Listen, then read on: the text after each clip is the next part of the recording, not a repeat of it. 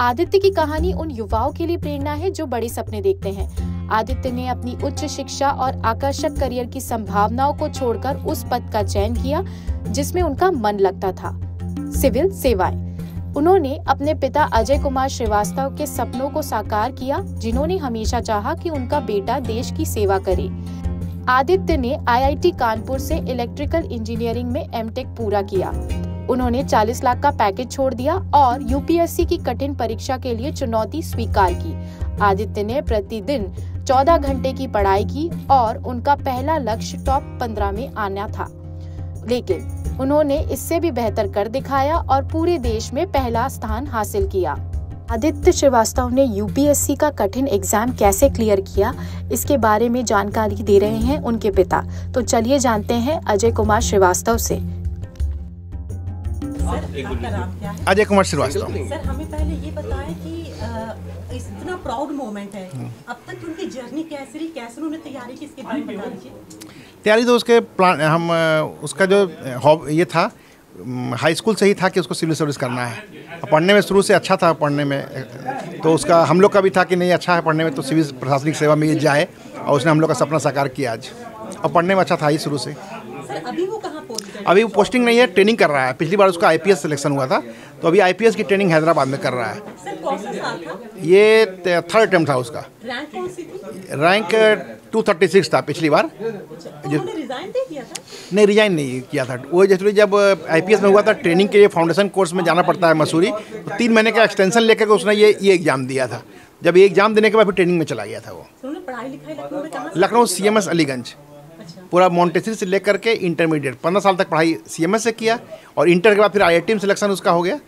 IIT Kanpur में electrical engineering से उसने M.Tech किया। सर, आप क्या करते हैं? हम कैग में है CAG ऑडिट में। सर, जब रिजल्ट आया आपने देखा तब कैसा रिएक्शन? नहीं देखा नहीं, हम लोग बेटे का ही फ़ोन आया। एक्चुअली जनरली फ़ोन करता नहीं है वो।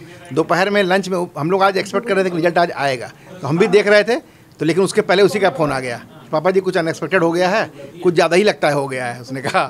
तो हमको लगा कि नहीं, हम लोग वेट कर रहे थे कि भाई ये चल रहे थे कि टॉप 50 में तो आ जाना चाहिए उसको इस बार, लेकिन रैंक 1 का उम्मीद नहीं था हम लोगों को। तो उसने बोला कि रैंक 1 आ गया है, तो हम लोग भी भाई विश्वास तो नहीं हो रहा था उस समय, लेकिन फिर सर क्या बातचीत हुई? बातचीत ज़्यादा नहीं हो पाया एक्चुअली। वो सब वहाँ पर आवाज़ बहुत आ रही थी, सब उसको दिखा रहे थे, हम लोग इंस्टाग्राम पर देख रहे थे, जितने एकेडमी के सब उसके IPS प्रोफेसर सब उसको कंधा में लेके घूम रहे थे, पूरे वहाँ दिखा रहे थे, तो उसको भी फुर्सत नहीं था। रात में बात होगी उससे। सर, कितने घंटे की पढ़ाई करते थे? ये मान के चलिए 10-12 घंटे तो उसके रेगुलर की पढ़ाई थी मिनिमम, उससे ज़्यादा पढ़ता होगा, कम नहीं पढ़ता होगा। सर, आप लोग किस तरह से मोटिवेट करते थे उन्हें?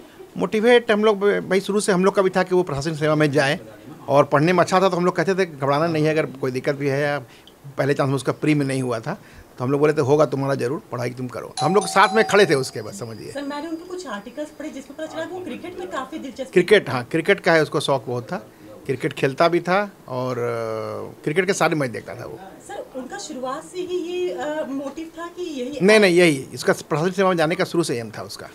सर, घर में और कोई और है तो उनका प्रेरणा स्रोत है? मामा जी हैं जो एकेडमी लवासना के डायरेक्टर रहे हैं, वो रिटायर कर गए, विनोद कुमार जी, वो प्रेरणा स्रोत है उनके, अभी है वो। अभी आप उनकी बहन के बारे में बता बेटी, हाँ बेटी हमारी है, वो अब इंटर की थी तो उसको हमने ग्रेजुएशन में एडमिशन करा दिया है DU में, तो तैयारी उसको भी करना है, अभी शुरुआत तो नहीं की है, 1 आध साल बाद तैयारी। प्रियांशी श्रीवास्तव।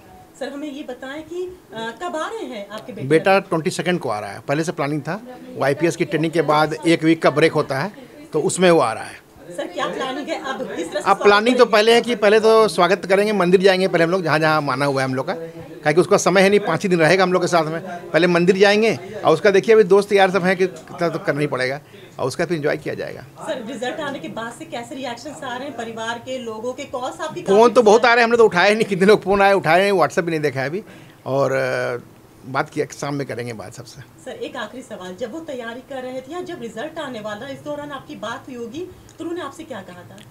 नहीं, रिजल्ट आने वाला था, एक्सपेक्टेशन तो था ही, तो वो कहा था कि पिछली बार बाबा जी जैसा हमारा IPS में हुआ था, तो हर पेपर हमारे थोड़े थोड़े अच्छे हुए हैं, मैंने हर में हमारे मार्क्स ऐड होने चाहिए थोड़े थोड़े, तो उसके करीब वही 16 से 20 नंबर का था पिछली बार, IS से रह गया था वो, तो हमको लगा इतना तो मार्जिन ले लेगा, तो हमको लगा टॉप 50 में उसको आ जाना चाहिए, ये उम्मीद हम लोग लगाए थे, लेकिन रैंक 1 आ जाएगा इसकी तो उम्मीद नहीं थी हम लोगों को। सर, एक आखिरी सवाल कि इससे पहले वो कहीं पर जॉब कर रहे थे, वो बता दीजिए। गोल्डमैन सैक्स में IIT के बाद कैंपस सिलेक्शन में उसका गोल्डमैन सैक्स में हो गया था, करीब 40 लाख के आसपास पैकेज था उसका उस समय, तो अब ये था उसका एम सिविल सर्विस का था, तो भाई जॉब तो छोड़ना ही था, तो वही जॉब छोड़ा, तैयारी शुरू किया था यहाँ। रिजाइन कब दिया था उन्होंने? 21 में रिजाइन किया उसने, और वही प्री था, जब पहला प्री होना था 1 महीने का समय बचा हुआ था जो रिजाइन किया था वो। तो अब वही था कि 1 महीने में पूरा सिलेबस क्या रिवाइज नहीं कर पाया था वो, तो उस बार रह गया उसका। 87 कट ऑफ गए थे, 84 उसके आए थे उस समय। सर, जो बच्चे इस बार सफल नहीं हो सके उनके लिए कुछ कहना चाहेंगे? उनके लिए धैर्य की ज़रूरत है, ये सब एग्ज़ाम बड़ा एग्ज़ाम है, धैर्य की ज़रूरत है।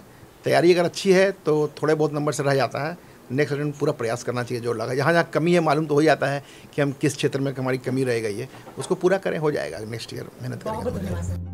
आदित्य श्रीवास्तव की ये कहानी हमें सिखाती है कि सफलता के लिए अडिग संकल्प और लगातार प्रयास जरूरी है। उनकी यात्रा उन सभी के लिए प्रेरणा है जो अपने सपने को सच करने के लिए कठिन राह पर चलने को तैयार हैं। लोकल 18 लखनऊ से अंजलि सिंह राजपूत की रिपोर्ट।